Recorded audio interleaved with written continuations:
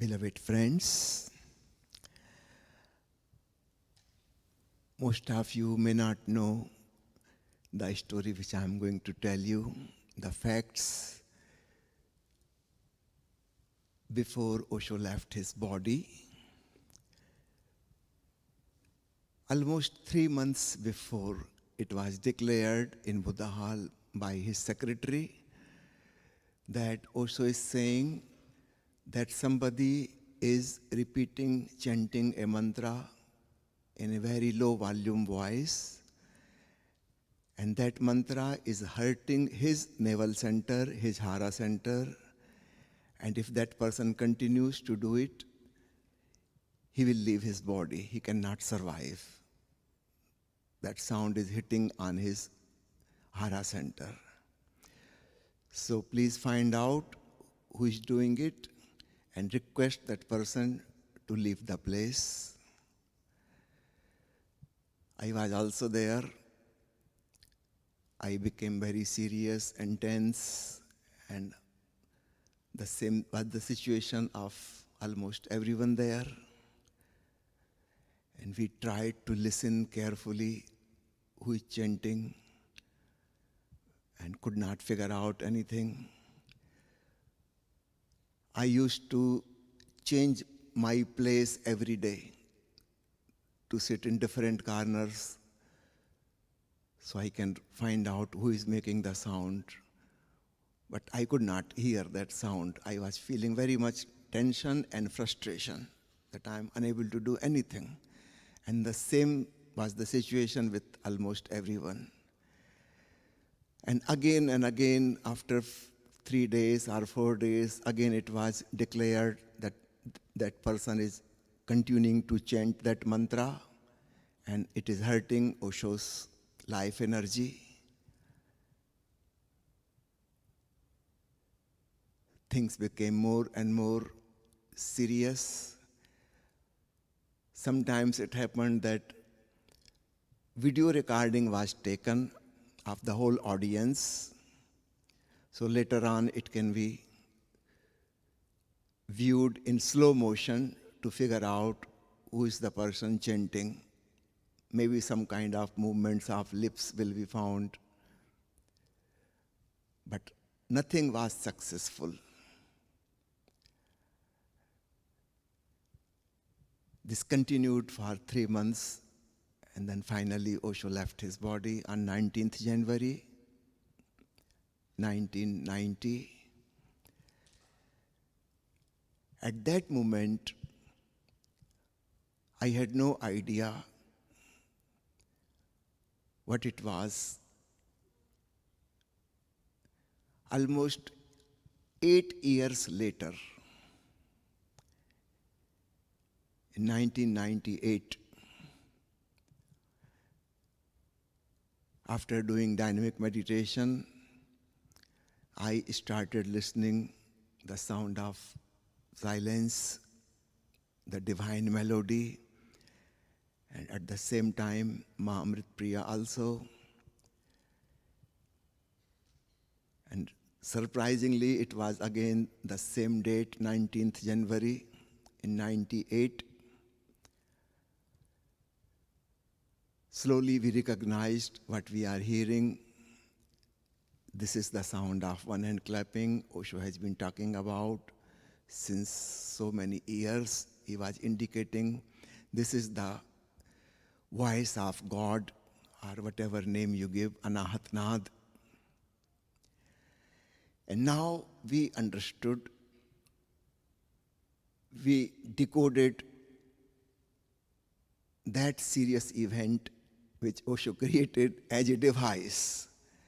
So we could hear the divine sound, but at that time, we were not able to listen.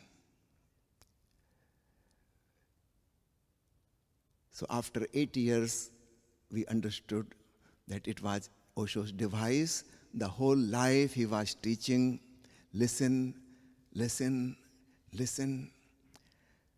And we could not listen.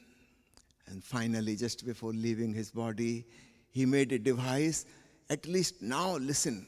It's a question of survival of your master.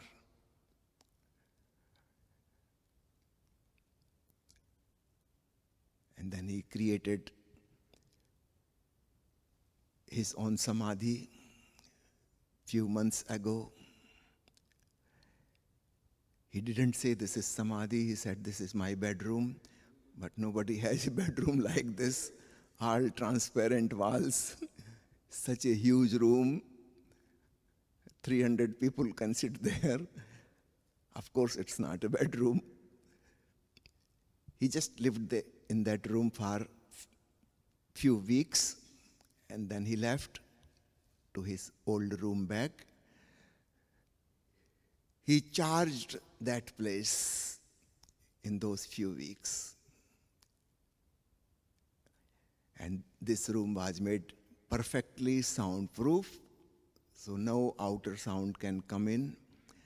And the system which followed later on, that you have to sit in total silence without any movement, no coughing, no sneezing, no movement, otherwise that creates any sound. So you have to be totally still.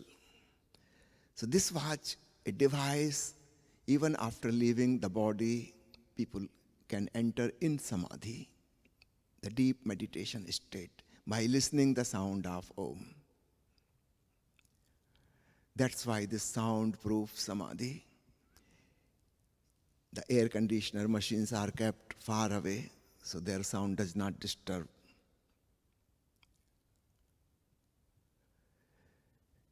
When I recognized this, I started reading Osho's books again with a new understanding, with this experience, and then I figured out that Osho has been always telling, indicating towards this sound in different ways. For a few years, I continued studying Osho's books again and making notes. And I was surprised. More than 125 books, their titles are based on Om. I'm not talking about what is written inside, not the contents, but the container, the book title itself is indicating towards Om, sometimes directly, sometimes indirectly.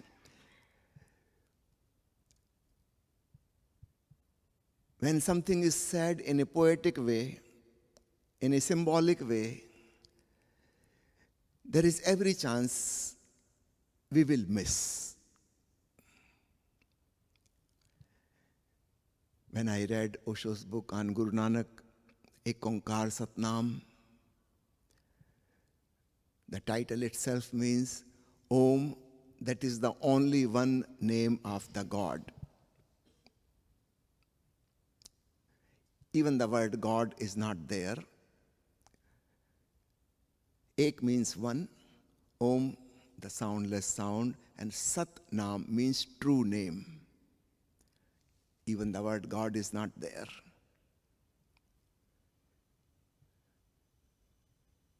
The true name is Om. And Osho says, Nanak has said everything, whatever could be said, just in these three words, Ek Onkar Satnam. The whole spiritual science is condensed in three words. If you have understood these three words, there is no need to read Japji Sahab, the book written by Nanak. But Nanak is compassionate. He knows that you won't understand, so he talks about it again and again in details. But remember, the main theme will remain the same.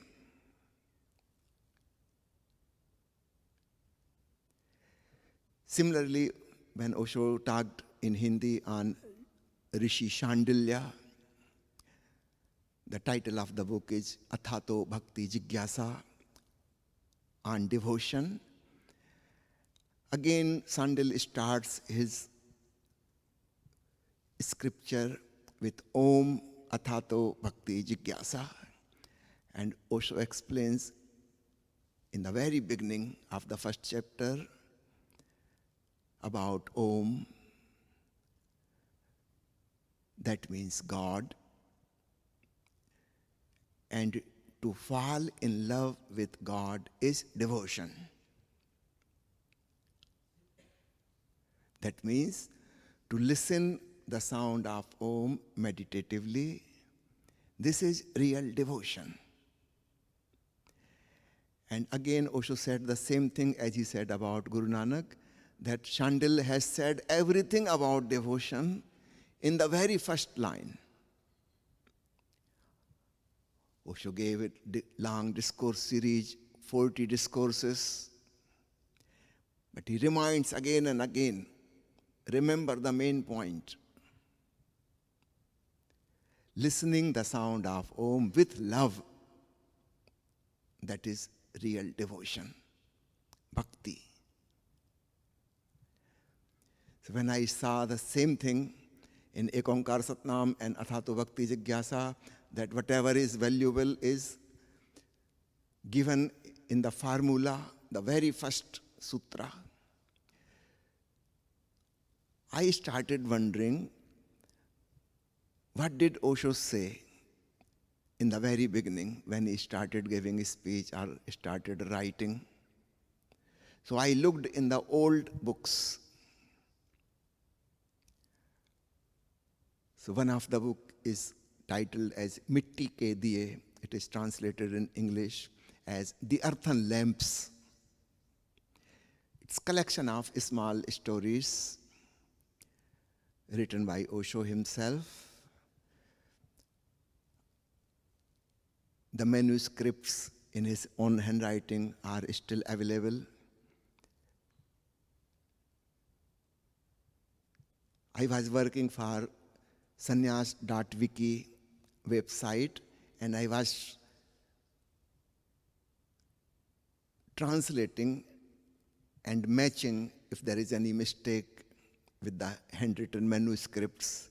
I was surprised to see one thing, that the story which Osho wrote himself and giving the numbers, so the number 6 or 7 story, when the book was sent for printing, Osho changed the number, brought it to number 1, and what he has written as number 1 was shifted to number 6 or 7. So this was the discrepancy between the book and the manuscripts. So I was just searching if anything missing, so I found this. Then I became more curious, what is so important in that story, which is kept as number 1. And I was surprised. The story was indicating towards the sound of Om, but in a very poetic way. If we don't know, if we don't experience it, we cannot figure out. We will just think it is a story. But of course, it's not just a story. It is giving a very deep spiritual sutra for meditation. I will tell you the story in very short. Osho says, someone told me that there is a temple of gods which is drowned in the ocean for some reason. But the bells in the temples are still ringing. Probably some fishes are moving from here and there, and they are getting in touch with the bells. Or the waves of the ocean, or the winds. Something is moving those bells, and the bells are ringing, and you can hear those bells. So Osho writes that I became very much interested. Where is that ocean? Where is that temple? I became very attracted. I went in search of that place. For many, many years, I kept wandering in different parts of the oceans, different beaches, and trying to hear. And finally, I reached to a place, very lonely place. There was nobody for hundreds of miles. And where exactly what somebody has described, that was the place like that, matching with the description. So I stayed there, trying to listen, but I could not listen anything. Of course, there was sound of waves, sound of birds, sound of wind passing through the jungle trees. But there was no sound of ringing bells of the temple. I kept waiting and waiting and waiting. Few months passed, and still there was no clue to the sound. I used to put my ear to the ground of the beach and try to listen if there is something inside. Sometimes I used to go to the ocean, diving deep and trying to listen, but I could not get anything.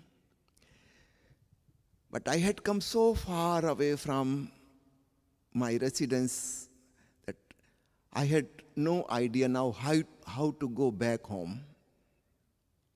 I tried, but soon it became clear that I am lost and there is no way to return. Finally, there was no other way but to live there. So I just started living there. Gradually, I forgot everything about that sound. Few years have passed. I was just living there, not even waiting. I forgot everything why I have come here. And suddenly one night, in the midnight, I woke up and I could hear the bells ringing. And since that night, I have not slept at all.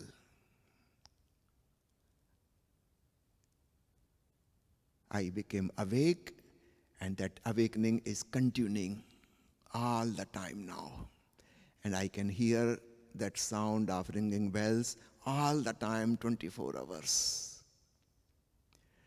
So here the story is finished. Then Osho writes his message, my dear friends, do you want to listen to that melodious sound of ringing bells of God temple? It is very easy. You have to go to that beach, and that beach is not far away, but in your own heart. Just go within. And remember, you may not hear it immediately. You may have to wait. So keep waiting, keep trying. And finally, when your effort will become a hindrance, because this creates tension,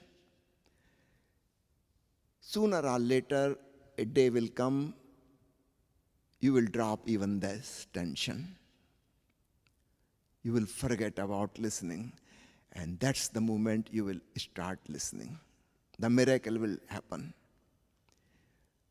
When you are trying, your effort, your ego is there. You are doing something. When you become effortless, the whole tension disappears. You are totally relaxed. You are not even worried about it. You have forgotten totally about it. And then the miracle happens. Suddenly you start hearing the sound of God.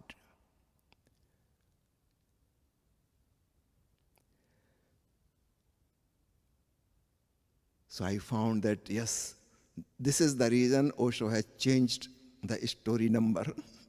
This is the story number 1 in the book. Exactly matching with Chandil and Nanak. The most important thing is said very first. If you can understand that, everything is over, nothing else to be done. This is the final, this is the climax. This is something totally different from the scientific Western approach.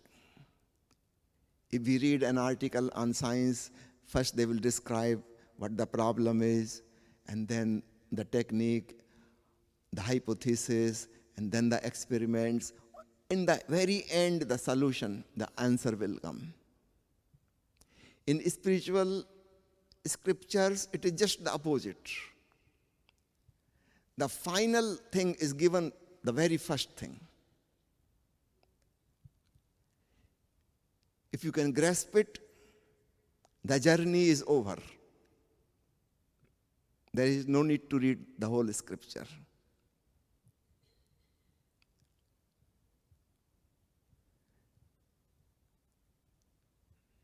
Totally different approach. The solution is said in the very first formula.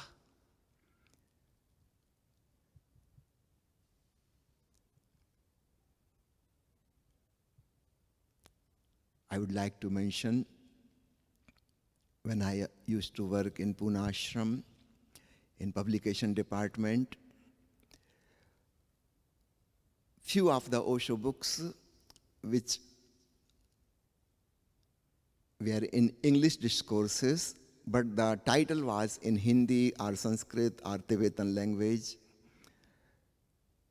So when the book was going to be published, the main person from the English department sent a request to OSHO, please change the title. Otherwise, how the customer is going to understand what is there? There were 5 books. One was Satchit Anand. Second was Satyam Shivam Sundaram. Third was Om Shanti Shanti Shanti. Fourth was Hari Om Tat Sat. And fifth was Om Mani Padme Hum. This is called the Mantra series. So the editor of the book requested, just imagine a book in England in the bookstore and people are watching and says Hari Om Tat Sat. Who is going to buy it? No one will understand what it is. English books should have an English title.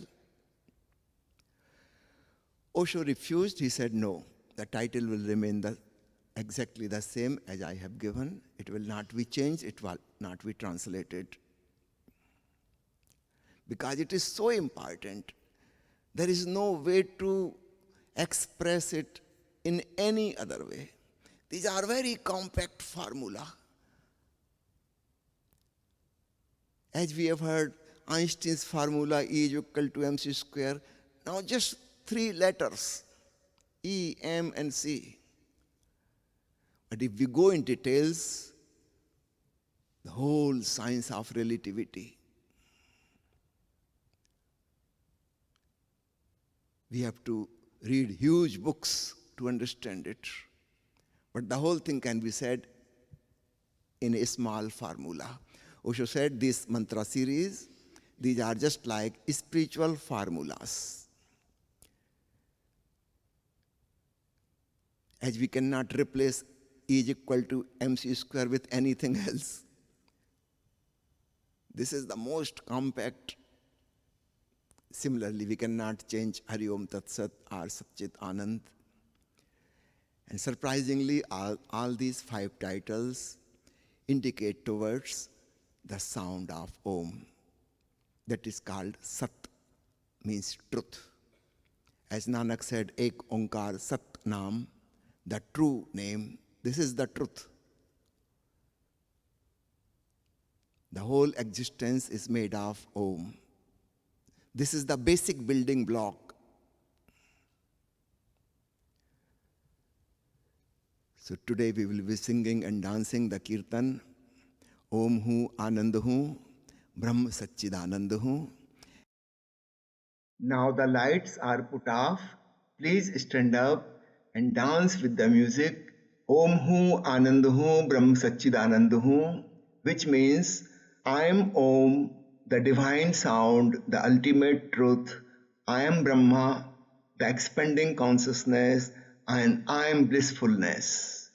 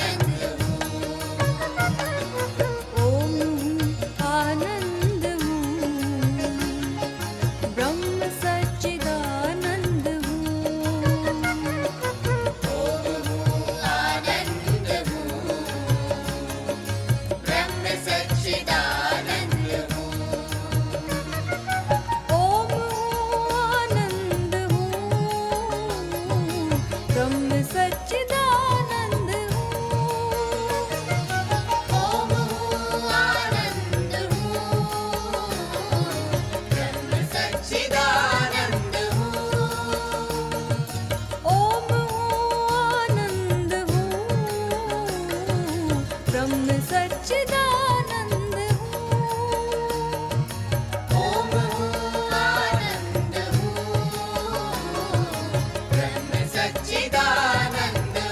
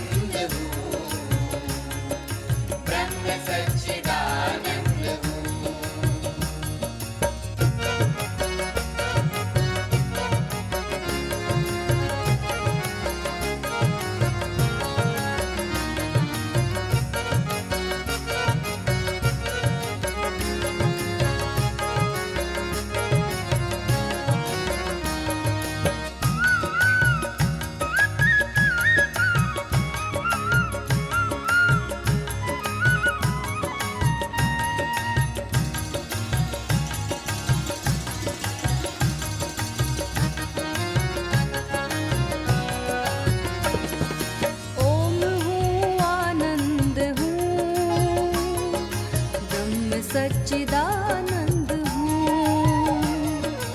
ओम हूँ आनंद हूँ, ब्रह्म सच्चिदानंद हूँ। ओम हूँ आनंद हूँ, ब्रह्म सच्चिदानंद हूँ। ओम हूँ आनंद हूँ, ब्रह्म सच्चिदानंद हूँ।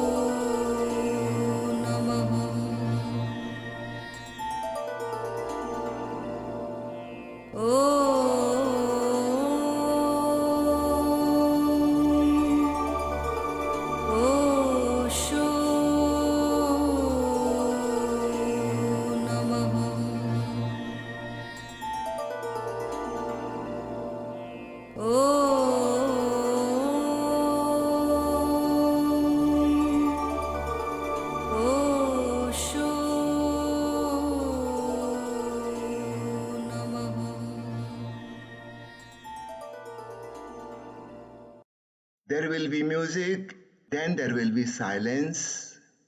Music and again silence. When music is being played, please listen to it very carefully with great awareness and with loving consciousness. When the music is over, in the silent period, listen to the divine melody, the sound of Om.